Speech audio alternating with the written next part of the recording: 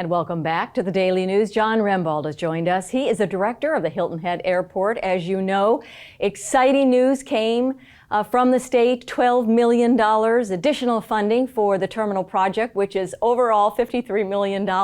So good news, right, Jon? It is good news. And I'll say that, even though we've used that construction cost estimate of $53 million, I think in this day and age, we'd all agree that we would anticipate to see some numbers a little higher than that for the bids. We're currently evaluating those bids. So we did receive a couple and we're thankful for that. So that's kind of how we're looking at things now, but we're eager to move forward. So Jon, for our viewers that might not know the scope of the terminal project, you want to share exactly what upgrades you're going to be about? Yes, thank you very much for that. This is going to be a huge and very much anticipated improvement for not just our visitors, of course, but also our residents who use their hometown airport. If you've been to the airport, you know it's a relatively small terminal, and this project will basically triple the size of the terminal. And so everything will be modernized. We'll have new baggage claim belts. We'll have a brand new security checkpoint. We'll have new ticketing counters, new restrooms, new areas for small concessions in the boarding gate area, jet bridges, much brighter places to sit and relax, places for folks to work, nice digital displays. It will be eye-catching. So it'll feel much more modern. It'll be a very utilitarian approach to a terminal, but at the same time, it's really going to be a big step up. And so timeline-wise, will you do it in phases and be done by 2025? Talk about that. Yeah, so the overall, once the project is started, once we hit the button and the contractor's time begins, there's a 3-year maximum duration for the contract. Okay. But there'll be some preliminary work that happens first, so we won't start the clock right away on them.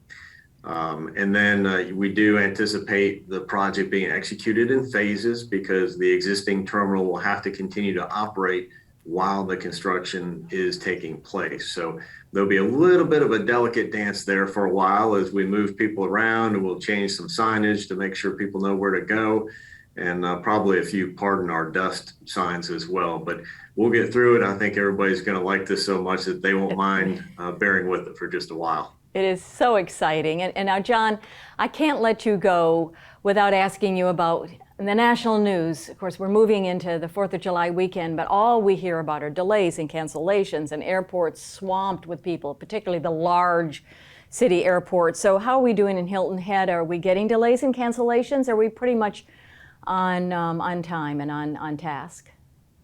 It's not been too bad at our airport. We're not a big hub, so we don't see quite the trickle down effects that the major hubs see when the outlying flights get canceled or delayed. So I think for the most part, our visitors and residents are doing pretty well by our airport.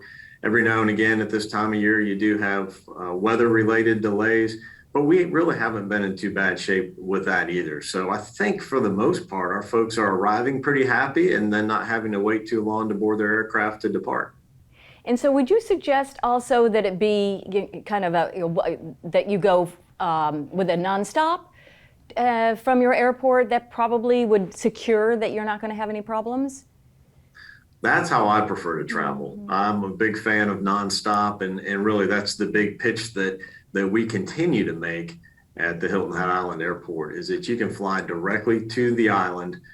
As soon as you get here, you can transition right into vacation mode. No worries about getting on I-95 and that sort of thing. So fly right to the island and we'll get you on vacation time as soon as we can. And just in our final 45 seconds, a big thank you to a whole host of folks that helped get that state funding, right, Jon? Absolutely. It started a few years ago, really back in 2019 when we began the design, and Senator Davis came to us and let us know at that time that there was an anticipated amount of funding that might be available. And so we continued to work from then really until now with our whole delegation at the state level, as well as county council and senior county administration, to really all pull together. We had a consistent message and it delivered for us. Well, congratulations. Thank you, Jon Rembold, Director of the Thank Hilton you. Head Airport. Thank you for being with us, and we'll be right back with the Daily News.